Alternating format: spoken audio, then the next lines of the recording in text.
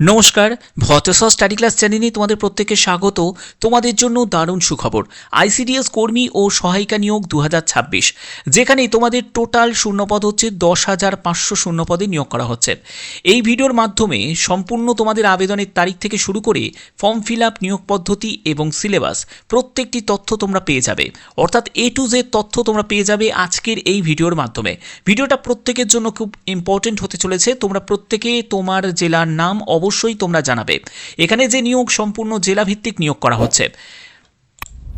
তো দেখো, একটি ওভারভিউ দেওয়া হয়েছে, যে ওভারভিউতে WBICDS রিক্রুটমেন্ট 2026, যেখানে তোমাদের অঙ্গনারী ওয়ার্কার, হেল্পার এবং তোমাদের সুপারভাইজার পোস্টেও নিয়োগ করা হচ্ছে। Women and child development department, government of West Bengal. এবং এখানে শিক্ষাগত যোগ্যতাও বিভিন্ন থাকবে এবং বয়স হচ্ছে 18 থেকে 39 বছর। অনলাইন অফলাইন দুরকম মাধ্যমেই আবেদন করা যাবে। পরবর্তী হচ্ছে যে তোমাদের কোন কোন পোস্টে নিয়োগ করা হচ্ছে, যেটি হচ্ছে অঙ্গনারী কর্মী, অঙ্গনারী সহায়িকা এবং তোমাদের সুপারভাইজার পোস্টে নিয়োগ করা হচ্ছে। এখানে তোমাদের যে আবেদন করতে গেলে তোমরা অনলাইন মাধ্যমেও তোমরা আবেদন করতে পারো।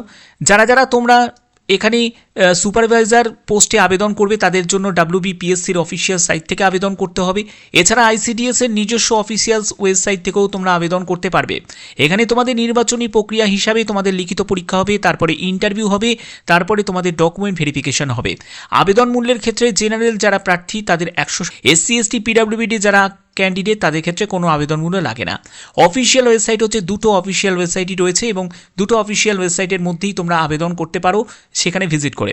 এবং এখানে দেখো তোমাদের সম্পূর্ণ বললাম জেলা ভিত্তিক তোমাদের আবেদন। তো সেক্ষেত্রে যারা দক্ষিণবঙ্গের যারা ক্যান্ডিডেট রয়েছে, যেমন কলকাতা, উত্তর 24 পরগনা, দক্ষিণ 24 পরগনা, হাওড়া, হুগলি, নদিয়া, মুর্শিদাবাদ, মালদা, বীরভূম, পূর্ব বর্ধমান, পশ্চিম বর্ধমান, বাঁকুড়া, পুরুলিয়া, পূর্ব মেদিনীপুর এবং পশ্চিম মেদিনীপুর। এবং তোমরা অবশ্যই তোমরা কোন জেলা থেকে বিলং করছো অবশ্যই তোমার জেলার নামটা প্রত্যেকে কমেন্টে জানাবে। এখানে তোমাদের টোটাল যে শূন্যপদগুলো কিন্তু এখানে দেয়া রয়েছে, যে এত শূন্যপদ কিন্তু তোমাদের রয়েছে।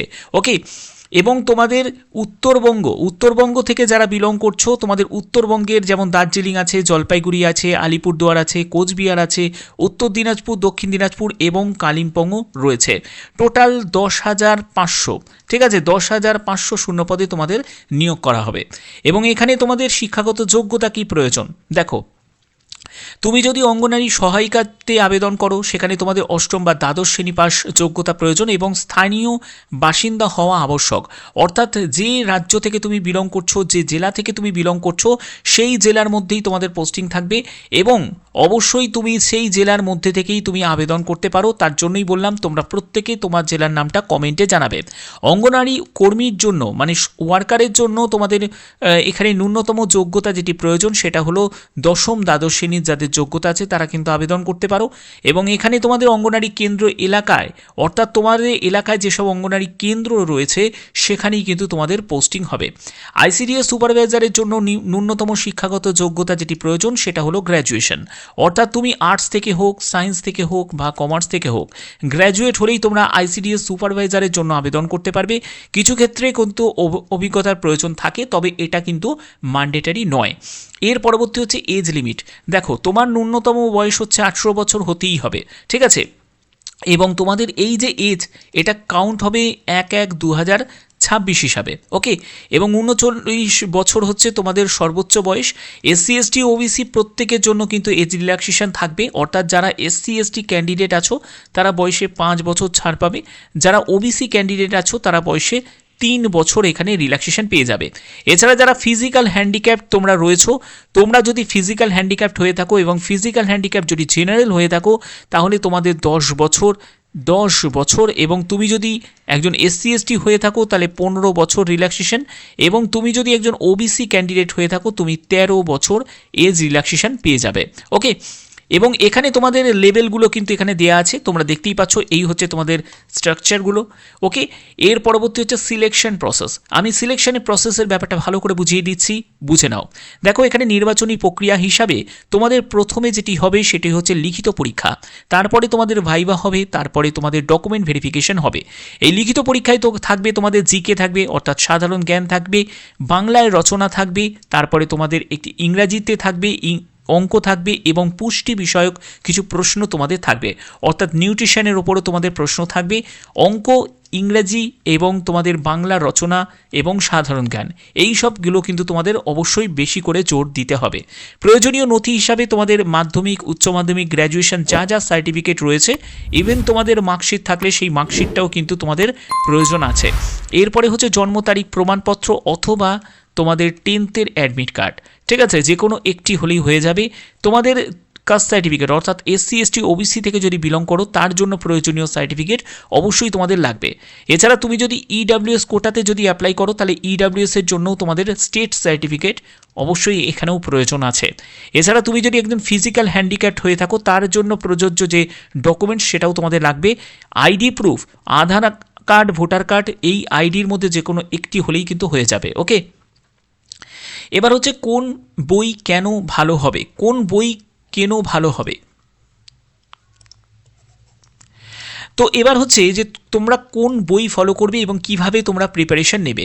বলে রাখি, বাংলা ভাষায় লেখা হলে বোঝা সহজ হবে এবং বিশেষত সাধারণ জ্ঞান এবং স্থানীয় বিষয়গুলো। পূর্বের বছরে তোমাদের প্রশ্নপত্র অর্থাৎ প্রিভিয়াস ইয়ারের প্রশ্নপত্রগুলো অবশ্যই তোমাদের প্রয়োজন, সেগুলোকে তোমাদের কি করতে হবে, কালেক্ট করতে হবে। কালেক্ট করবে, সেগুলোকে সংগ্রহ করে তোমরা সেটার জন্য প্রিপারেশন নিতে তোমাদের সুবিধা হবে। এবং তোমাদের প্র্যাকটিস সেট ও পরীক্ষার টাইম ম্যানেজমেন্ট সেগুলো কিন্তু তোমাদের প্রয়োজন আছে, অর্থাৎ একটা প্র্যাকটিস সেট কিনে নেবে। প্র্যাকটিস সেট তোমরা কিনে নেবে, সেই প্র্যাকটিস সেট দিয়ে কিন্তু তোমরা প্রতিদিন তোমরা প্র্যাকটিস করবে, যার মাধ্যমে তোমরা কি করবে, যে টাইম তোমাদের থাকবে পরীক্ষার জন্যে সেই টাইমের মধ্যেই তুমি সেই পেপারটা নামাতে পারবে। এর জন্য টাইম ম্যানেজমেন্ট খুব দরকার। যদি তুমি প্র্যাকটিস সেট দাও তাহলে সেই টাইম ম্যানেজমেন্টটা তুমি করতে পারবে।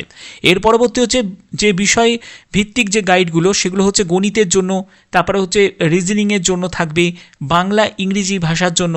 তো এর জন্য দেখো আমি তোমাদের বলে রাখি, ম্যাথের জন্য কী বই ফলো করবে, শোনো, ম্যাথের জন্য RS আগরওয়ালের বই ফলো করতে পারো, ঠিক আছে, RS আগরওয়ালের বইয়ের ফলো করতে পারো, এই বইটাও কিন্তু যথেষ্ট ভালো।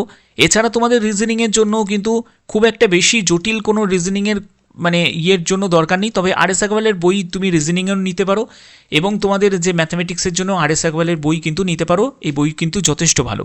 এরপরে হচ্ছে বাংলা ইংরেজি ভাষা যেখানে আছে সেখানে বাংলা তোমাদের বামনদেবের বই নেবে এবং ইংরেজি ভাষার জন্য তোমরা PK দে সরকারের বই তোমরা ফলো করতে পারো, এটাও কিন্তু খুবই ভালো হবে।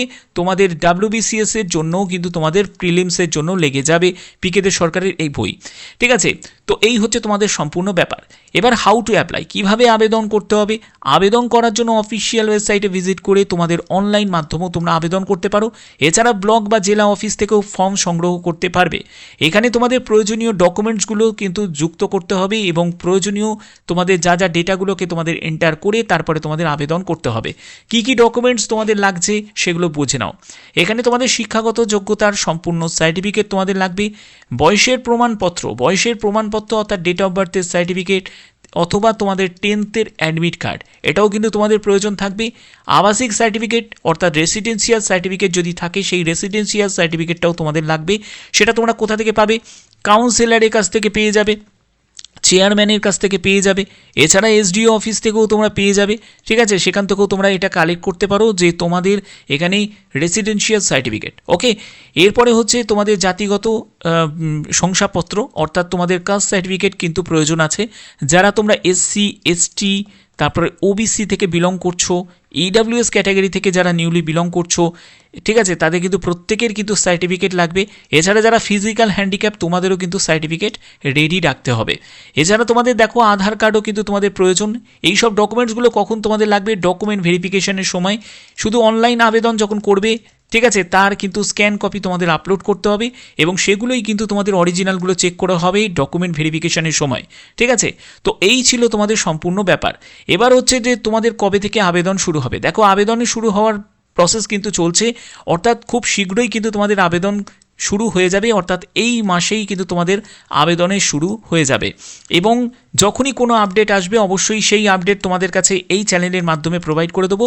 চ্যানেলটিকে অবশ্যই তোমরা প্রত্যেকে সাবস্ক্রাইব করে রাখবে এবং কোন জেলা থেকে তোমরা এই ভিডিওটা দেখছো প্রত্যেকে তোমার জেলার নামটা কমেন্টে জানিয়ে দিও, যাতে তোমাদের কাছে নতুন নতুন আপডেটগুলো পৌঁছে দিতে পারি।